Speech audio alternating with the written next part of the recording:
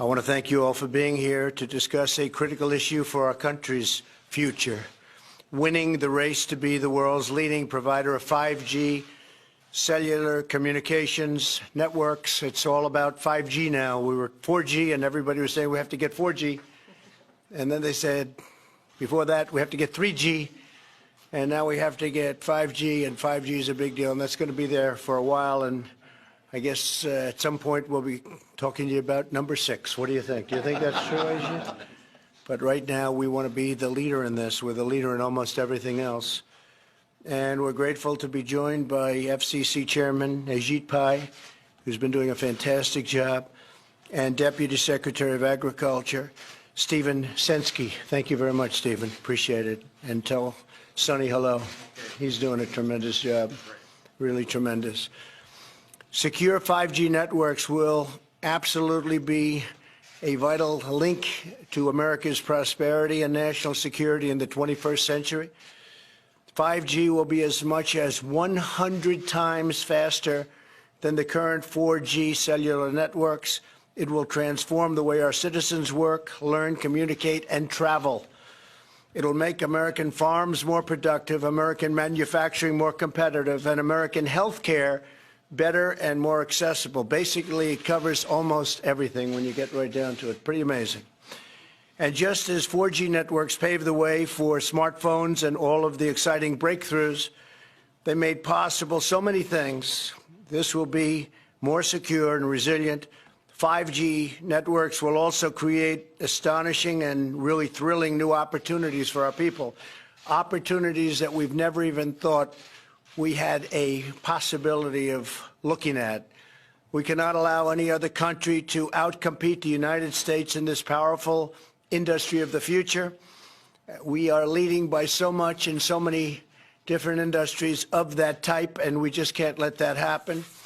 The race to 5G is a race America must win, and it's a race, frankly, that our great companies are now involved in. We've given them the incentive they need.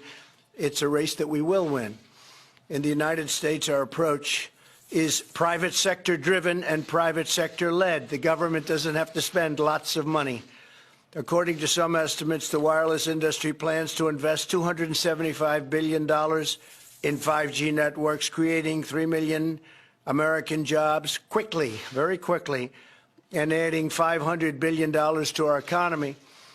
And as you probably heard, we had another alternative of doing it. That would be through government investment and leading through the government. We don't want to do that because it won't be nearly as good, nearly as fast, and especially in that business, I think that they'll be better doing the job than a lot of the folks that we know and love. To accelerate and incentivize these investments, my administration is focused on freeing up as much wireless spectrum as needed. We're going to free it up so they'll be able to get out there and get it done, and removing regulatory barriers to the build-out of networks. As Chairman Pai will discuss with you in a moment, the FCC is taking very bold action, probably bolder than they've ever taken before. It's a new frontier to make wireless spectrum available.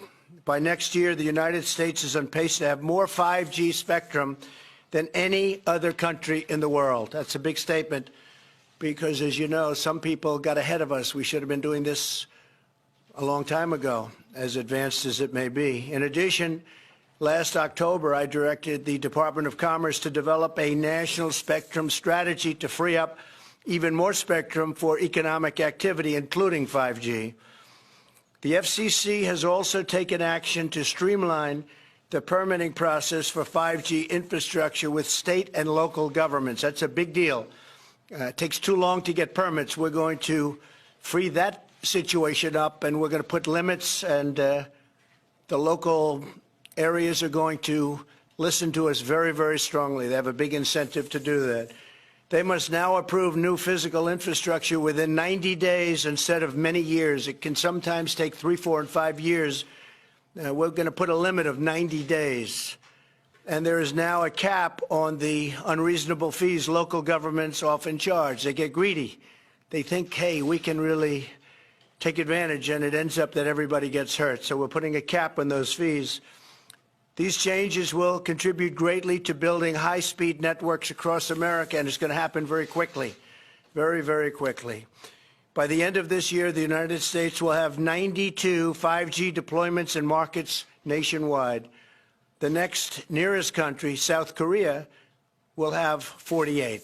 So we have 92 compared to 48, and we're going to accelerate that pace greatly. But we must not rest. The race is far from over. American companies must lead the world in cellular technology. 5G networks must be secure. They must be strong. They have to be guarded from the enemy. We do have enemies out there, and they will be. They must also cover every community, and they must be deployed as soon as possible.